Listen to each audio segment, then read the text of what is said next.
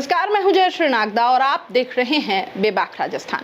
लोकसभा चुनाव में मोदी जी की 400 पार वाली गणित में राजस्थान के 25 लोकसभा सीटों में से पूरी की पूरी 25 सीटों की जोड़ है, लेकिन अब ऐसा लगता है कि इस 25 की जोड़ में बहुत कुछ घटता जा रहा है और इस बार 25 की 25 सीटें आना मुश्किल है, क्योंकि लोकसभा चुनाव के लिहाज से राजस्थान की कई सीटों पर इस बार चुनावी समीकरण जो है वो जरा बदल गए हैं।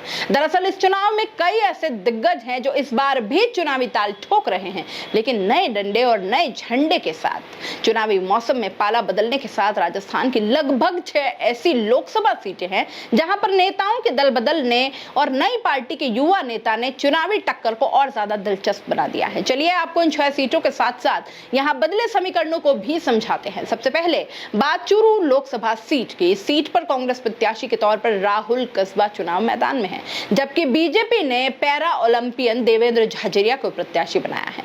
पिछले 2 लोकसभा चुनाव में राहुल कस्बा ने बीजेपी के बैनर तले चुनाव लड़ा और उनकी 3 पीढ़ियां बीजेपी में रही। इस बार बीजेपी ने लोकसभा चुनाव का टिकट नहीं दिया तो राहुल कस्बा ने पार्टी बदल ली। बीजेपी को छोड़कर राहुल कस्बा कांग्रेस में शामिल हो गए। कांग्रेस ने भी दल बदलने के कुछ ही घंटों के बाद राहुल कस्बा को चूरू से प्रत्याशी घोषित कर दिया। उधर बीजेपी ने देवेंद्र झाझरिया के रूप में नए चेहरे को चुनावी मैदान में उतारा है।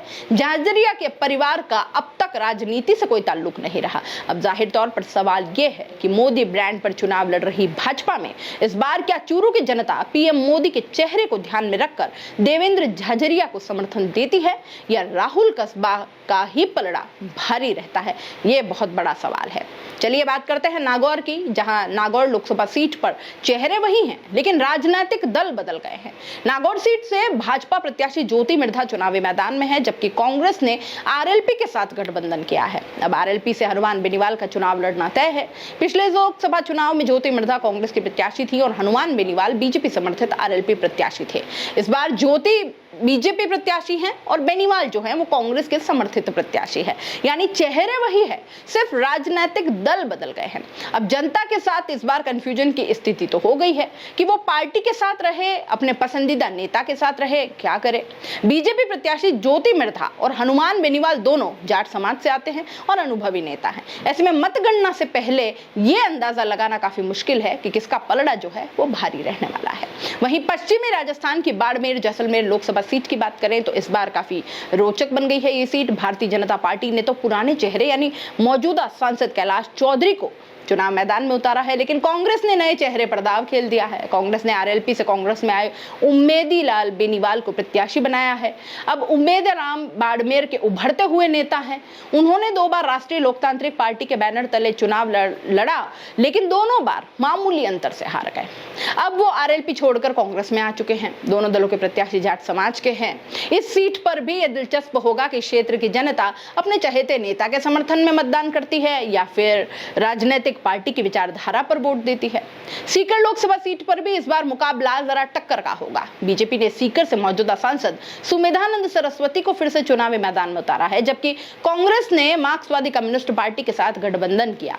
मार्क्सवादी कम्युनिस्ट पार्टी ने पूर्व विधायक अमरा राम चौथ को प्रत्याशी बनाया है। अमरा राम 4 बार के विधायक रह चुके हैं। 3 बार धौत विधानसभा सीट से आए और 1 बार दातारामगढ़ सीट से। वह 1996 में लगातार लोकसभा चुनाव भी लड़ते आ रहे हैं, लेकिन कभी जीत नसीब नहीं हुई और इस बार कांग्रेस का समर्थन लेकर चुनावी मैदान में उतरे तो बीजेपी चिंता में पड़ गई है। कांग्रेस और कम्युनिस्ट मिलकर कहीं बीजेपी की सत्ता न हिला दें। इस सीट पर भी दोनों प्रत्याशी जाट समाज के ही हैं।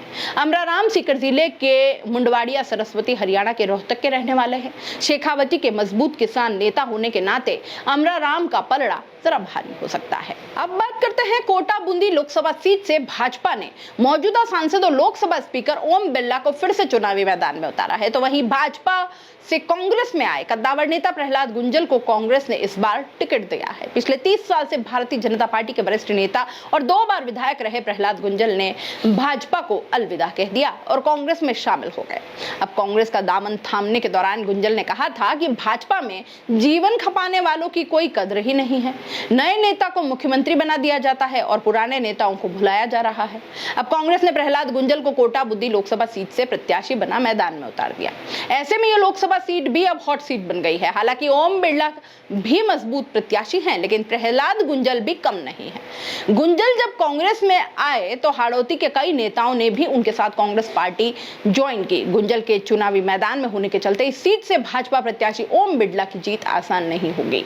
और अब बात करते हैं राजस्थान की सबसे हॉट सीट मानी जाने वाली बांसवाड़ा डूंगरपुर की। यहाँ के सारे समीकरण एक नई पार्टी के साथ युवा नेता ने इसे पलट कर रख दिए हैं। धुरंधर भी अब सत्ते में आए हुए हैं। और दूसरा, पिछले 30 सालों से कांग्रेस में रहे विधायक, मंत्री, सांसद महेंद्रजीत सिंह मालविया पाला बदलकर भाजपा का दामन थाम बैठे हैं और भाजपा ने उन्हें बांसवाड़ा डूंगरपुर सीट से टिकट दिया है। लेकिन खेल बिगाड़ दिया है मालविया का भारत आदिवासी पार्टी ने। नई पार्टी के सबसे चर्चित युवा नेता राजकुमार रोत ने, क्योंकि 84 से 2 बार के विधायक राजकुमार रोत ने इस बार बांसवाड़ा डूंगरपुर सीट से लोकसभा के उम्मीदवार बने हैं। और कांग्रेस ने राजस्थान की 24 सीटों पर उम्मीदवार घोषित कर दिए हैं, लेकिन बांसवाड़ा लोकसभा सीट से घोषणा नहीं की है।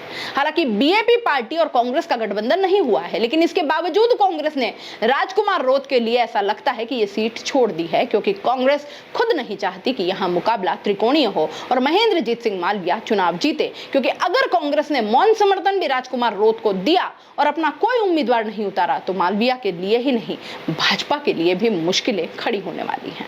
राजकुमार रोत का पूरे वागड़ में इतना जबरदस्त वर्चस्व है कि युवा उसके फैन हैं और राजकुमार रोत एक तरह से वागड़ का स्टार है। और इसी वजह से इन दिनों राजकुमार रोत की सभाओं में भीड़ भी जबरदस्त उमड़ रही है। तो अब आप बताएं कि इस सीट पर जो 6 सीट के समीकरण हम आपको बता रहे हैं, उसके बारे में आपका क्या कहना है?